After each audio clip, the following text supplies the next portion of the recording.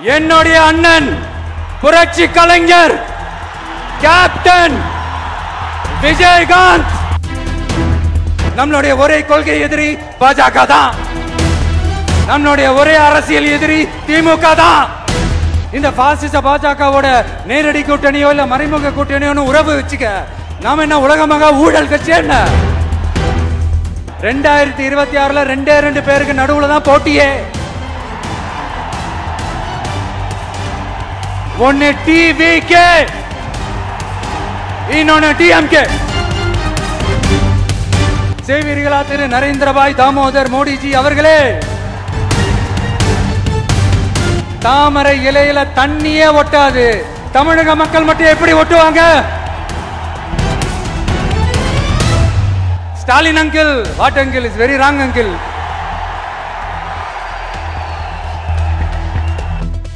ஊழல் இல்லாம இருக்கா? சட்டம் ஒழுங்கு சரியா இருக்கா? பெண்களுக்கு பாதுகாப்பு இருக்கா? பொதுமக்களுக்கு பாதுகாப்பு இருக்கா?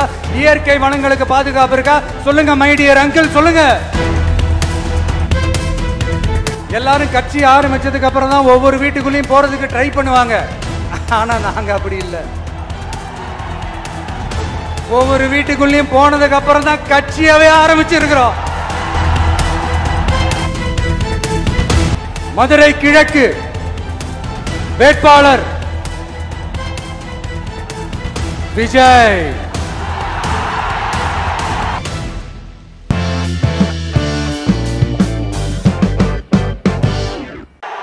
சிங்கம், ஒரு சிங்கம் எப்போ எதுலயும் பெக்யூலியர் தான். ஒரு முறை சிங்கம் கர்ஜிச்சதுன்னா அந்த சவுண்ட்ல ஒரு 8 கிலோமீட்டருக்கு சும்மா அதிரும், எல்லா திசைகளும் அதிரும். அப்படிப்பட்ட அந்த சிங்கம் வேட்டைக்கு மட்டும்தான் வெளியில வரும், வேடிக்கை பார்க்கறதுக்கெல்லாம் வெளியில வராது. வேட்டையில கூட உயிரோடு இருக்கிற மிருகங்களை தான் வேட்டையாடும். அதுலயும் பெரும்பாலும் தன்னை விட பெரிய சைஸ் உள்ள மிருகங்களை தான் குறி வச்சு தாக்கும், ஜெயிக்கும். எவ்வளவு பசியில் இருந்தாலும் உயிர் இல்லாததை, கெட்டு போனதை தொட்டு கூட பார்க்காது. அப்படிப்பட்ட அந்த சிங்கம் அவ்வளவு ஈஸியா எதையும் தொடாது, தொட்டா விடாது. காட்டோட 4 பக்கமும் மார்க்கிங் மை டெரிட்டரின்னு தன்னுடைய பவுண்டரியை தானே வகுக்கும். அப்படிதான் அந்த காட்டையே தன்னோட கண்ட்ரோல்ல வச்சிருக்கும். சிங்கத்துக்கு கூட்டத்தோட இருக்கிறதுக்கும் தெரியும், தனியா இருக்கிறதுக்கும் தெரியும். அப்படியே தனியா வரணும்னு நினைச்சாலும் அஞ்சாம அலட்டிக்காம சும்மா கெத்தா தனியா வந்து அத்தனை பேருக்கும் தண்ணி காட்டும். எப்போ எதுலயும் தன்னோட தனித்தன்மையை இழக்கவே இழக்காது. Yes, a lion is always a lion.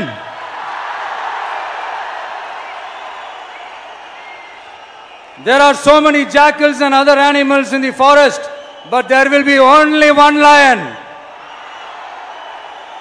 And even if it is single, it will be the king of jungle. It is not only a description but also a clear declaration. சிங்கத்தை பத்தி பேசிட்டு நம்ம சிங்க குட்டிகளையும் சிங்க பெண்களையும் பத்தி நம்ம பேசாம இருக்க முடியுமா? அவங்கள எப்படி நான் மறப்பேன்? அவங்க தான் என்னுடைய உயிராச்சே. என் நெஞ்சில் கொடியிருக்கும்.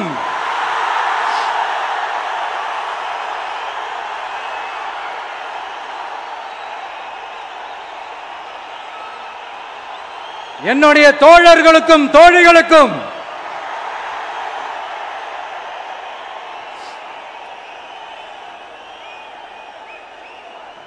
நேர்ல வர முடியாத சூழல்ல வீட்டில் இருந்துகிட்டே நம்மளோட இந்த மாநாட்டில் நேரலை வாயிலாக கலந்துகிட்டு இருக்கிற என்னுடைய அம்மாக்கள், அக்கா தங்கைகள், அண்ணன் தம்பிகள், நண்பர்கள் அனைவருக்கும் என்னோட உயிர் வணக்கம்.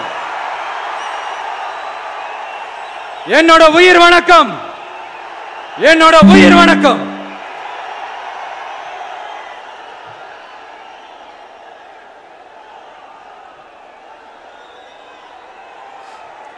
வீரம் விளையும் மாமதுரை மண்ணை வணங்குகிறேன். இந்த மதுரைனாலே உடனே ஞாபகத்துக்கு வருது சீறி பாஞ்சி துள்ளி குதிக்கிற யாருக்கும் அடங்காத காளைகள் விளையாடுற அலங்காநல்லூர் ஜல்லிக்கட்டு தான். நம்ம வைகை ஆறுதான் அழகர் ஆத்துல இறங்குற வைபவம். மதுரை மீனாட்சி அம்மன் இந்த மண்ணோட உண்மையான குணம், உணர்வு பூர்வமான மண் இது. அது மட்டும் இல்ல, இந்த மண்ணில் வாழ்ற மக்களும் அப்படித்தான் உணர்வு பூர்வமான ஆளுங்க. நான் இந்த மண்ணில் கால் எடுத்து வச்ச உடனே ஒரே ஒருத்தரை பத்தி தான் மனசுக்குள்ள ஓடிக்கிட்டே இருந்தது. அவர் யாருன்னு உங்களுக்கும் தெரிஞ்சிருக்கும். சினிமானாலும் சரி, அரசியல்னாலும் சரி, நமக்கு ரொம்ப ரொம்ப பிடிச்சது புரட்சி தலைவர் எம்ஜிஆர் அவர்கள் தான். அவரோட பழகிறதுக்கு எனக்கு வாய்ப்பு கிடைக்கல. ஆனா அவரை மாதிரியே குணம் கொண்ட என்னுடைய அண்ணன் புரட்சி கலைஞர் கேப்டன் விஜயகாந்த் அவர்களோட பழகிறதுக்கு எனக்கு நிறையவே வாய்ப்பு கிடைச்சது. அவரும் இந்த மதுரை மண்ணை சேர்ந்தவர் தானே, அவரை மறக்க முடியுமா? தமிழ்நாட்டு மக்கள் உணர்வுபூர்வமா உண்மையா நம்ம பக்கத்திலே நிக்கிறவங்க, அதுக்கு ஒரு மிகப்பெரிய அடையாளம் தான் இந்த மதுரை மண். நம்ம தமிழக வெற்றி கழகம் கையில் எடுத்திருக்கிற அரசியலும் அப்படித்தான். உண்மையான அரசியல், உணர்வு பூர்வமான அரசியல், நல்ல அரசியல், நல்லவங்களுக்கான அரசியல், நாட்டு மக்களுக்கான அரசியல், நல்லது மட்டுமே செய்கிற அரசியல்.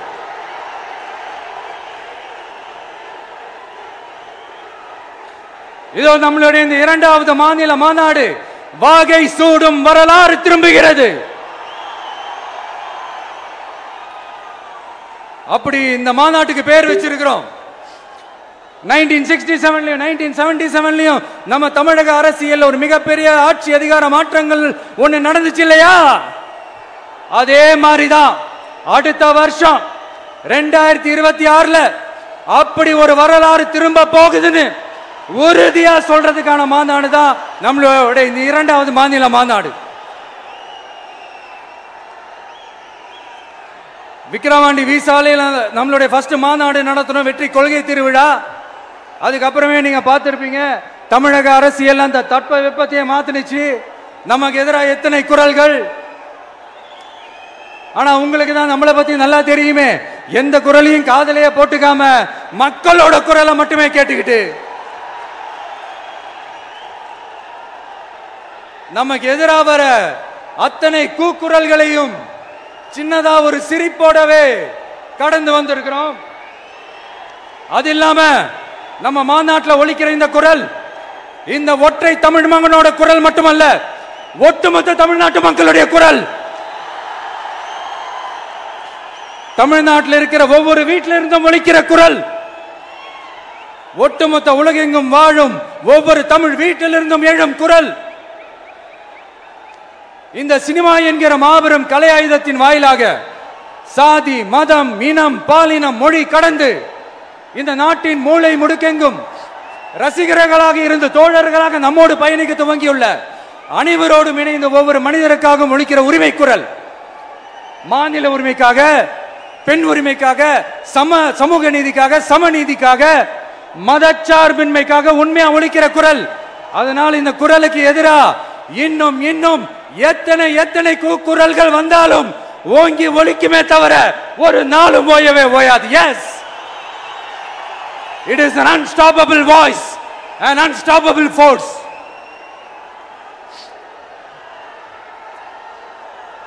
நம்ம அரசியலுக்கு வர்றதுக்கு முன்னாடி அட இவரெல்லாம் வரமாட்டாரியா, அவரே வரல, இவரே வரல, இவருங்க வர போறாரு அப்படின்ட்டு நிறைய பேர் ஜோசியம் சொன்னாங்க. அப்புறம் நம்ம கட்சியினுடைய பேர் அறிவிச்சதுக்கு அப்புறம் பேரு தானே அறிவிச்சிருக்கிறாரு, மக்கள் கிட்ட பேர் வாங்கணும்ல, அதெல்லாம் முடியாதுன்னாங்க. அப்புறம் ரொம்ப முக்கியமா மாநாடுலாம் எவ்வளவு பெரிய விஷயம், அதெல்லாம் இவர் ஒத்தால எப்படி பண்ண முடியும், சும்மா பக்கத்தில் புசியானதை வச்சுக்கிட்டு மாநாடுல எப்படி நடத்தி காட்ட முடியும், அதெல்லாம் அவங்களால முடியாது. அப்புறம் மழை பெஞ்சு எல்லாத்தையும் கெடுத்துரும். ஏன் என் கூட இருக்கிறவங்களே கூட தான் சொன்னாங்க.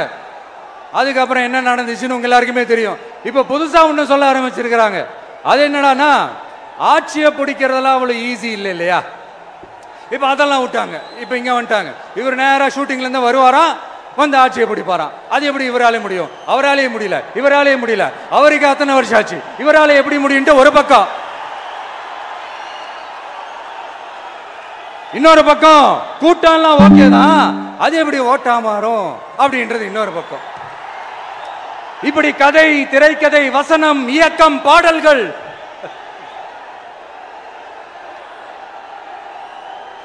அதனால இந்த அரசியல் ஆய்வாளர்களுக்கு நான் சொல்றதெல்லாம் ஒண்ணே ஒண்ணுதான், நல்லா கேட்டுக்கங்க. இந்த விஜய் ஏதோ இந்த பல லட்சம் பேர் கூடுற கூட்டத்தில் மட்டுமே இருக்கிறாரு அப்படின்னு மட்டும் தப்பு கணக்கு போட்டாதீங்க. ஏன்னா நம்மளுடைய இந்த கூட்டம் வெறும் ஓட்டா மட்டும் இல்லைங்க, வரப்போற தேர்தலில் மக்கள் விரோத ஆட்சியாளர்களுக்கு நாம வைக்க போற வேட்டா, நம்மளை கோட்டைக்கு அனுப்ப போற ரூட்டா இருக்க போதுன்னு சீக்கிரமாவே தெரிஞ்சுப்பீங்க. ஏன்னா கோடிக்கணக்கானவங்களோட ஹார்ட்லயும் வீட்லயும் ஏற்கனவே ஆல்ரெடி உயிரா, உணர்வா, உறவா இருக்கிறோம். நம்மளுடைய கனெக்ட் எல்லாம் வெறும் மக்களோட மட்டும்தான். நாம யாருன்னு அவங்களுக்கு தெரியும், அவங்க யாருன்னு நமக்கு தெரியும். நாமளும் நம்ம மக்களும் எப்படி இருக்கிறோம்னு எதிரிங்களுக்கு நல்லாவே தெரியும். இருந்தாலும் இந்த விஜய் எதுக்குப்பா வந்திருக்கிறாரு, இவர் என்ன புதுசா என்ன திட்டம்லாம் சொல்லிட்டாரு அப்படின்னு வேற நிறைய கேள்விகள். இந்த சொல்றேன் தெரிஞ்சுக்கங்க. பெண் குழந்தைகள், பெண்கள் மற்றும் வயசானவங்களோட பாதுகாப்புல தான் நம்ம பிரையாரிட்டியே. அடுத்து இளைஞர்கள், உழவர்கள், உழைப்பாளர்கள், நெசவாளர்கள், மீனவர்கள், ஆதரவற்ற முதியோர்கள், மாற்றுத்திறனாளிகள், மூன்றாம் பால் இனத்தவர்கள்னு இன்னும் யாருக்கெல்லாம் கவர்மெண்டோட ஒரு ஸ்பெஷல் அட்டென்ஷன் தேவையோ அவங்க எல்லாருக்குமான ஒரு கவர்மெண்ட் அமைக்கிறது தான் நம்ம இலக்கே. நான் ஏற்கனவே சொன்னதை தான் நான் திரும்பவும் சொல்றேன். நம்மளுடைய இந்த தமிழக வெற்றி கழகம் ஏதோ அரசியல் ஆதாயத்துக்காக தொடங்கப்பட்ட கட்சியெல்லாம் கிடையாதுங்க. கொள்கை கோட்பாடுகளோடு தந்தை பெரியார், பெருந்தலைவர் காமராஜர், அண்ணல் அம்பேத்கர், வீரமங்க வேலு நாச்சியார், மக்கள் சேவகர் அஞ்சலை அம்மாள், நம்மளுடைய 5 கொள்கை தலைவர்களோட வழிகாட்டுதல்களோடு தொடங்கப்பட்ட கட்சி. நம்ம ஸ்டாண்ட்ல நாம எப்பவுமே ஸ்ட்ராங்கா தாங்க இருக்கிறோம். அதுல எந்த மாற்றத்துக்கோ எந்த சமரசத்துக்கோ துளி கூட இடமில்லை. நம்மளுடைய ஒரே கொள்கை எதிரி பாஜக தான். நம்மளுடைய ஒரே அரசியல் எதிரி திமுக தான். எப்படி? நம்மளுடைய ஒரே கொள்கை எதிரி, நம்மளுடைய ஒரே அரசியல் எதிரி ஏதோ அண்டர் கிரவுண்ட் ஆதாயத்துக்காக டீல் போட்டுக்கிட்டு, டீல் பேசிக்கிட்டு, இந்த அலையன்ஸ் வச்சுக்கிட்டு இந்த ஊரை ஏமாத்துற கட்சி எல்லாம் நம்ம டிவிக்கே கிடையாதுங்க. யாருக்காகவும் எதுக்காகவும் எந்த பயமும் கிடையாது. மாபெரும் பெண்கள் சக்தி நம்மளோட இருக்கிறாங்க, மாபெரும் இளைஞர்கள் சக்தி நம்மளோட இருக்கிறாங்க, ஒட்டுமொத்த தமிழ்நாட்டு மக்களுடைய சக்தி நம்மளோட நிக்கிறாங்க. அப்படி இருக்கும்போது இந்தியாவில் இருக்கிற எல்லா ஸ்டேட்லயும் வாழ்ற நம்ம தமிழ் நெஞ்சங்கள் மட்டும் இல்ல, உலகம் பூரா 100க்கும் மேலான நாடுகள்ல வாழ்ற நம்ம தாய் தமிழ் உறவுகள் எல்லாருமே என்ன விஜய் தளபதி விஜய் இல்லனா விஜய் தளபதி இப்படி சொந்தம் கொண்டாடுற கோடிக்கணக்கானவங்களோட அன்பு மாசியும் நம்மளோட இருக்கும்போது, இவங்க எல்லாருமே நம்மளோட நிற்கும் போது எதுக்குங்க இந்த பாசிச பாஜகவோட நேரடி கூட்டணியோ இல்ல மறைமுக கூட்டணியோ உறவு வச்சுக்க? நாம என்ன உலகமாக ஊழல் கட்சி? என்ன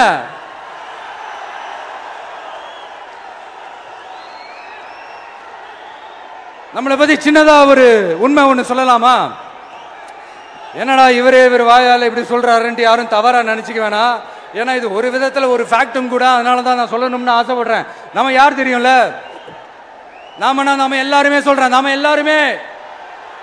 நாம யார் தெரியும்ல? இந்தியாவின் மாபெரும் மக்கள் சக்தி கொண்ட ஒரு மகத்தான வெகுஜன மக்கள் படை.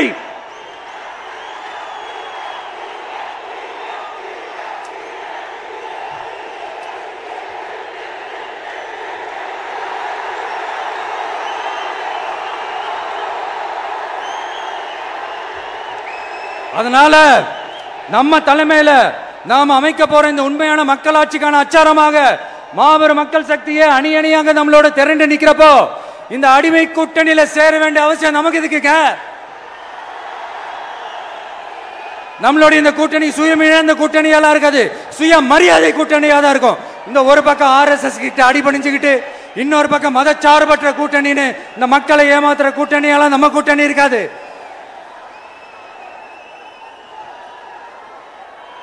நான் இப்பவும் சொல்றேன், நம்மளை நம்பி வர்றவங்களுக்கு ஆட்சியிலும் அதிகாரத்திலும் உறுதியாக பங்களிப்பு செய்யப்படும். உடனே இந்த கேள்விகள்லாம் வரும். அப்ப யாரு கூட்டணி, யாரு வரா, யாரு போறா, இந்த கேள்விகள்லாம் வரும். இந்த கேள்விகளுக்கெல்லாம் ஒரே ஒரு பதில் தான், சஸ்பென்ஸ்ல சஞ்சாரம் செய்யுங்க. ஆனா ஒண்ணு, 2026ல 2 பேருக்கு நடுவுல தான் போட்டியே. ஒன்னு TVK, இன்னொன்னு DMK. இந்த போட்டி எப்படி இருக்க போதுன்னா, இந்த அலையன்ஸை வச்சு எப்படியாவது நம்ம தப்பிச்சிடலாம். என்ன இந்த பழைய இந்த மேத்தமேட்டிக்ஸ், அரித்மேட்டிக்ஸ் இதெல்லாம் வச்சு எப்படியாவது நம்ம தப்பிச்சிடலாம் அப்படின்னு நினைக்கிறவங்களோட அந்த கனவு ஒரு நாளும் மெய்ப்படாது. சரி, இப்ப நம்ம வேற ஒரு ஏரியாவுக்கு ஒன்று வருவோம்.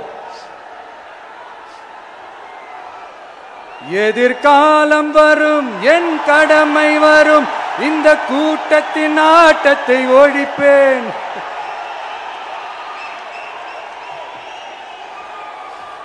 மக்கள் அரசியல் என்ற அந்த சவுக்க கையில் எடுக்கலாமா? யாருக்கு எதிரான தானே கேட்கிறீங்க? வேற யாரு? மறைமுக உறவுக்காரர்களான பாசிச பாஜகவும் பாய்சன் திமுகவும் தான். மாண்புமிகு பிரதமர் நரேந்திர மோடிஜி அவர்களே 3வது முறையா ஒன்றியத்தோட ஆட்சி அதிகாரத்தை நீங்க தானே கையில் வச்சிருக்கிறீங்க.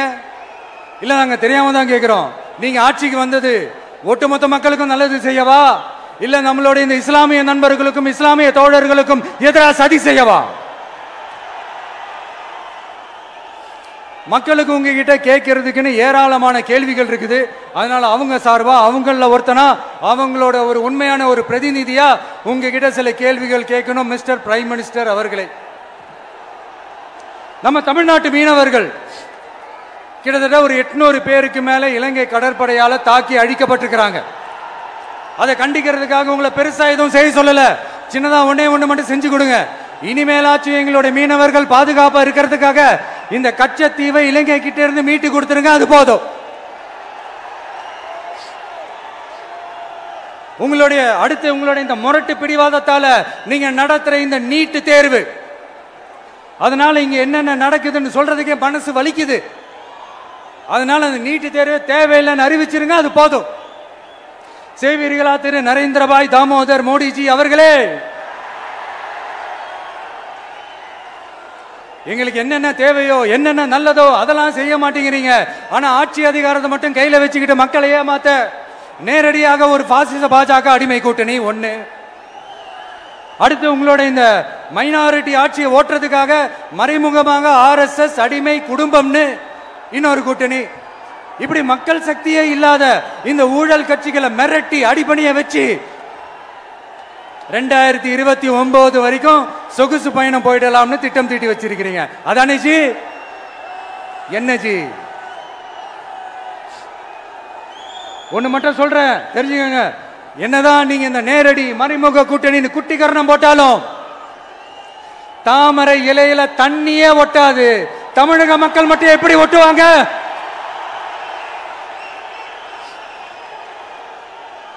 இங்க ஒரு MP சீட்டு கூட தரலன்றதுக்காக தமிழ்நாட்டுக்கும் தமிழ்நாட்டு மக்களுக்கும் எதுவுமே செய்யாம ஓரவஞ்சனை செய்யுது இந்த ஒன்றிய பாஜக அரசு. சங்கம் வச்சு தமிழ் வளர்த்த மண் இந்த மதுரை மண். அதனால இங்க அந்த கீழடியில கிடைச்ச ஆதாரங்களை எல்லாம் மறைச்சிட்டு எங்க நாகரிகத்தையும் எங்க வரலாறையும் அழிக்கிறதுக்காக உள்ளடி வேலை செய்யலாம்னு நினைக்கிறீங்க.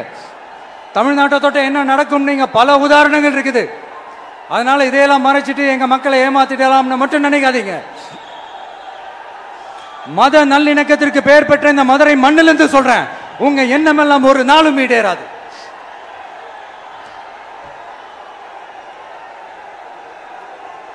எம்ஜிஆர்னா யார் தெரியும்ல? அவர் மாஸ்னா என்னன்னு தெரியும்ல? அவர் உயிரோடு இருக்கிற வரைக்கும் அந்த CM சீட்டை பத்தி ஒருத்தராலையும் நினைச்சு கூட பார்க்க முடியல, கனவு கூட காண முடியல. எப்படியாவது அந்த சிஎம் சீட்டை என்கிட்ட கொடுத்துருங்க, என் நண்பர் எம்ஜிஆர் திரும்ப வந்ததுக்கு அப்புறம் நான் திருப்பி கொடுத்துட்றேன்னு தன்னோட எதிரியை கூட மக்கள் கிட்ட கெஞ்ச வச்சவர் எம்ஜிஆர். எப்படி கெஞ்ச வச்சவர். அதனால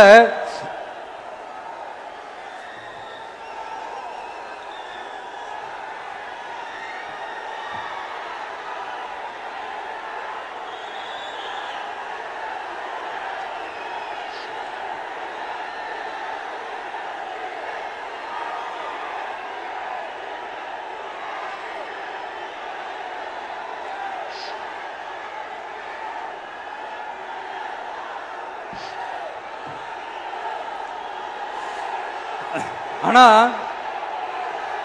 இப்போ அவர் ஆரம்பிச்ச அந்த கட்சியை, எம்ஜிஆர் அவர்கள் ஆரம்பிச்ச அந்த கட்சியை கட்டி காக்கிறது யாரு? இன்னைக்கு அந்த கட்சி எப்படி இருக்குது? அதை நான் சொல்லிதான் உங்களுக்கு தெரியணுமா? அப்பாவி தொண்டர்கள் அதை வெளியில சொல்ல முடியாம வேதனையில தவிக்கிறாங்க. 2026 சட்டமன்ற தேர்தலில் யாருக்கு ஓட்டு போடணும், எப்படிப்பட்ட ஆட்சி இங்க அமையணும்னு அந்த அப்பழுக்கற்ற அந்த தொண்டர்களுக்கும் ரொம்ப நல்லாவே தெரியும். அதனால என்ன வேஷம் போட்டுக்கிட்டு பாஜக இங்க தமிழ்நாட்டுக்குள்ள வந்தாலும் அவங்க வித்தை எல்லாம் இங்க வேலைக்கே ஆகாது. இப்படி பொருந்தா கூட்டணியா இந்த பாஜக கூட்டணி இருக்கிறதுனால இப்ப ஆட்சியில இருக்கிற இந்த வெற்றி விளம்பர மாடல் திமுக என்ன செய்துன்னு தெரியும்ல? பாஜகவோட உள்ளுக்குள்ள ஒரு உறவை ஒன்று வச்சுக்கிட்டு வெளியில எதிர்க்கிற மாதிரி ஒரு டிராமா ஒன்று பண்ணிக்கிட்டு, எதிர்கட்சியா இருந்தா போங்க மோடின்னு பலூன் விடுறது, ஆளுங்கட்சியா இருந்தா வாங்க மோடின்னு கொடை பிடிச்சுக்கிட்டு கும்பிடு போடுறது. இது மட்டுமா? ஒரு ரைடுன்னு ஒன்று வந்துட்டா போதும், இது வரைக்கும் போகவே போகாத ஒரு மீட்டிங், அதை காரணம் காட்டி டெல்லிக்கு போறது, அங்க ஒரு சீக்ரெட் மீட்டிங் நடத்துறது. நல்லா நோட் பண்ணணும் மக்களே, அந்த மீட்டிங் அப்புறம் இந்த இஷ்யூ அப்படியே காணாம போயிருக்குமே. அதேதான் Stalin uncle, what uncle is very wrong uncle.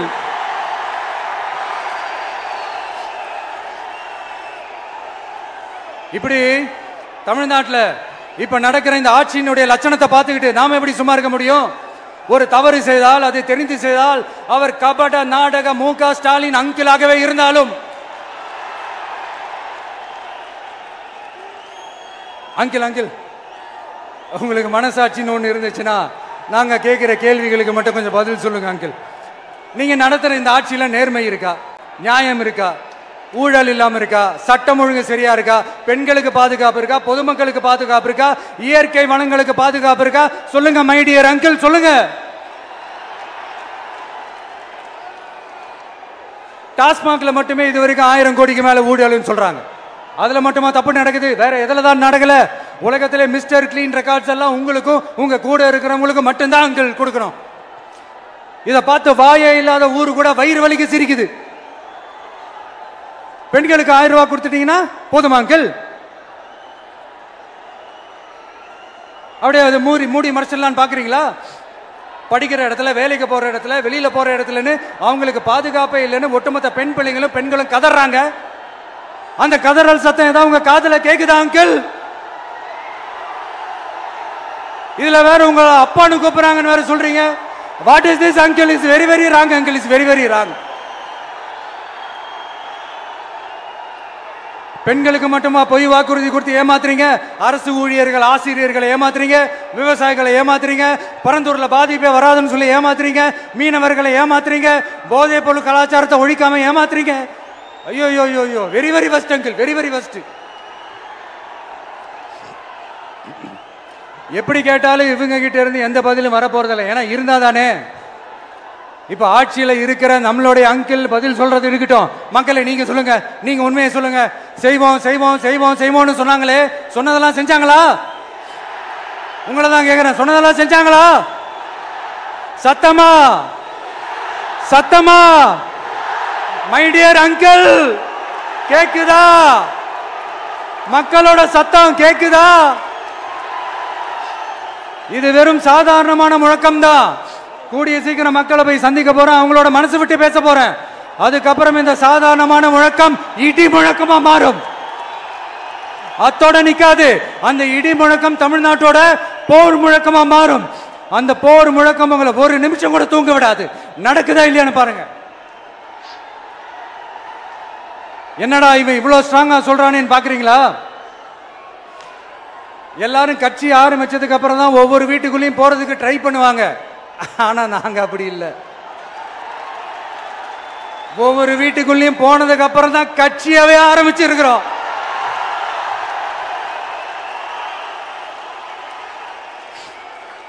அதனால ஒட்டுமொத்தமா எல்லாருமா சேர்ந்து இந்த திமுக ஆட்சிய, கபட நாடக திமுக ஆட்சிய 2026 தேர்தலில் வீட்டுக்கு அனுப்புறோம். வீட்டுக்கு அனுப்புறோம். என்ன நண்பா, சரிதானே? என்ன நண்பி, செய்வீர்கள் தானே? இப்போ உங்களுக்கு சின்னதா ஒரு சர்ப்ரைஸ். நம்ம கட்சியினுடைய வேட்பாளர் பட்டியலை இப்ப நான் அறிவிக்க போறேன். மதுரை கிழக்கு வேட்பாளர் விஜய். இன்னும் முடிக்கல. ஒரு நிமிஷம், இன்னும் முடிக்கல. மதுரை மேற்கு வேட்பாளர் விஜய். மதுரை மத்தி வேட்பாளர் விஜய். மதுரை தெற்கு வேட்பாளர் விஜய். மதுரை வடக்கு வேட்பாளர் விஜய். மேலூர் விஜய். சோழவந்தான் விஜய். திருப்பரங்குன்றம் விஜய். திருமங்கலம் விஜய். உசிலம்பட்டி விஜய்.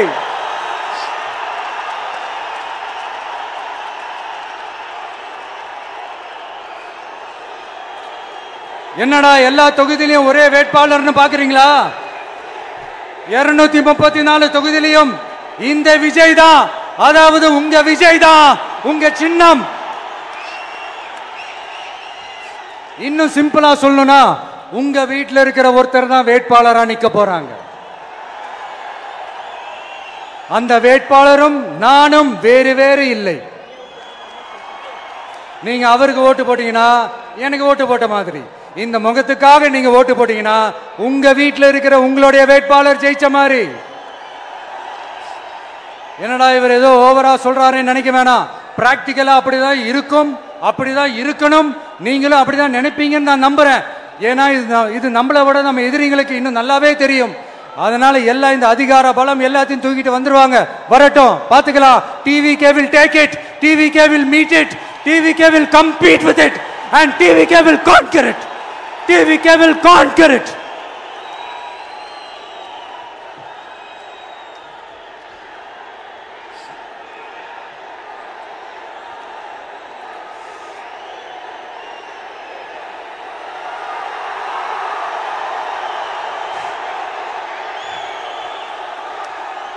இந்த நேரத்தில் நம்ம மனசுல இருக்கிறத மக்கள் கிட்ட சொல்லி ஆகணும். தூத்துக்குடி ஸ்னோலினோட அம்மா என்ன அவங்களோட தம்பி, இன்னும் அவங்க பொண்ணுக்கு நான் தாய் மாமன்னு சொன்னாங்க.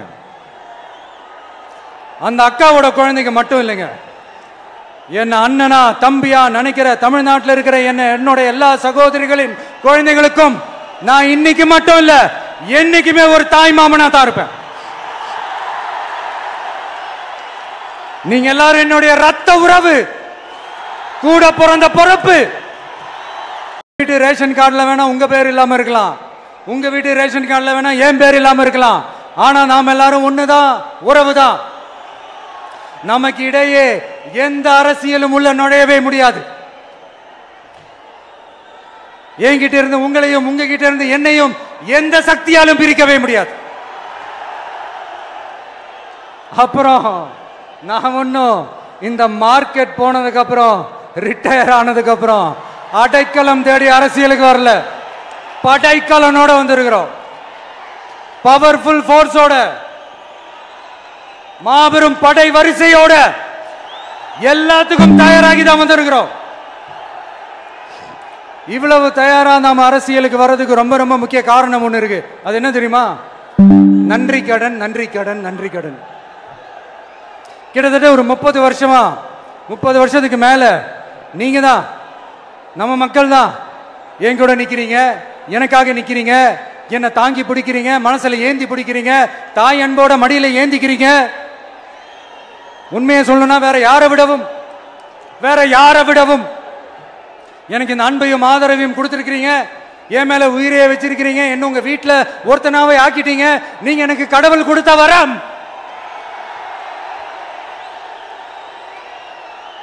உலகம் பூரா நமக்காக நம்ம கூட நிக்கிற நம்ம மக்களை நான் எப்படி மறப்பேன்? நான் என் லைஃப்ல ரொம்ப உயிரா நினைக்கிறது பெண்களை, குழந்தைகளை, இளைஞர்களை, உழைக்கிற மக்களை தான். இவங்க தான் நம்மளோட வகைரா. இதை பார்த்துதான் நம்மளோட எதிரிகளுக்கு பத்தி எரியுது. அதுக்காக நாம் என்ன செய்ய முடியும்? அதனால நம்ம உறவுகளை, சொந்தத்தை, வகைராவை யாருக்காகவும் எதுக்காகவும் விட்டு கொடுக்க முடியாது இல்லையா? Here at this moment among this August gathering I want to open my heart and say I enjoy people, I respect people, I worship people.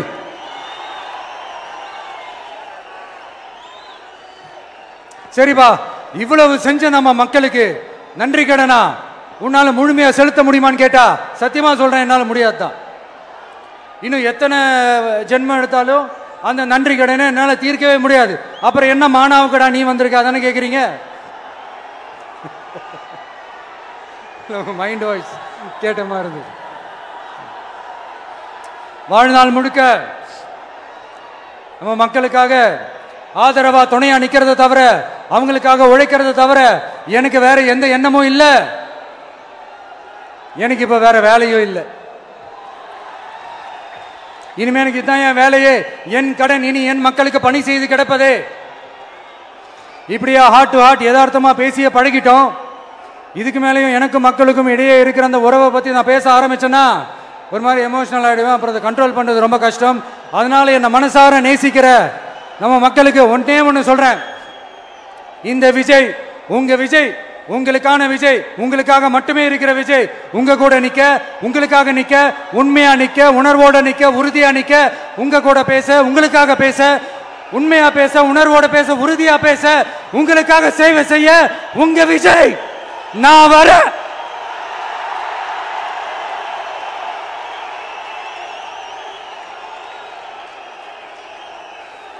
சொல்லல முக்கியம், செயல் செயல் செயல் தான் முக்கியம்.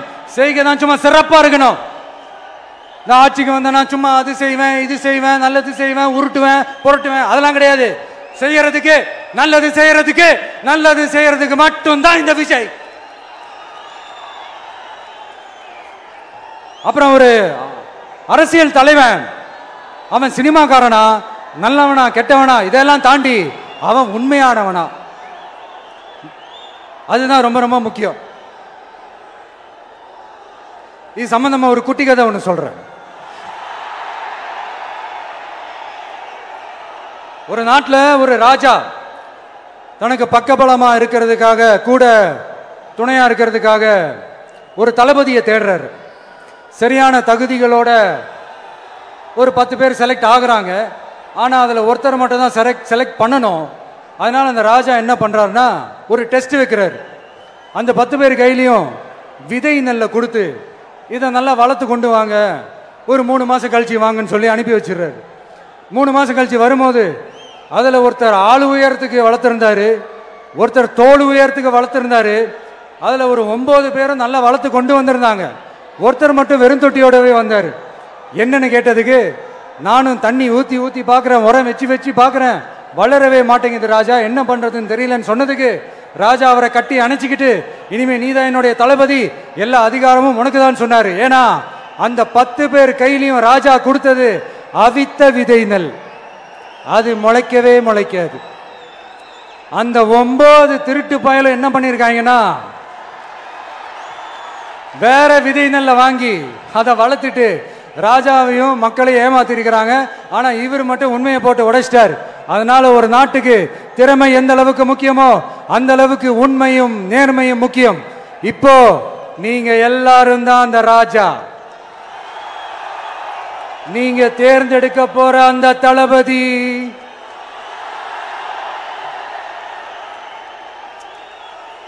சும்மா சினிமாக்காரன் சினிமாக்காரன் சினிமாக்காரன். அம்பேத்கர் அவர்களை தோக்கடிச்சது சினிமாக்காரன் இல்ல, அரசியல்வாதி. காமராஜர் அவர்களை தோக்கடிச்சது இங்க விருதுநகர் பகுதியில் தோக்கடிச்சது சினிமாக்காரன் இல்ல, இன்னொரு அரசியல்வாதி. இன்னைக்கும் நம்ம கூட வாழ்ந்துட்டு இருக்கிற நல்ல கண்ணு ஐயாவை தோக்கடிச்சது சினிமாக்காரன் இல்ல, அரசியல்வாதி. இப்படிப்பட்ட நல்ல நல்ல தலைவர்களை எதிர்த்து நின்று தோக்கடிக்கணும்னு அந்த எண்ணத்தை உருவாக்குனது சினிமாக்காரன் இல்ல, அரசியல்வாதி. அதனால எல்லா அரசியல்வாதியும் அறிவாளியும் கிடையாது, எல்லா சினிமாக்காரனும் முட்டாளும் கிடையாது. கான்பிடண்டா இருங்க, நல்லதே நடக்கும், வெற்றி நிச்சயம். மீண்டும் சந்திக்கும் வரை நன்றி, வணக்கம்.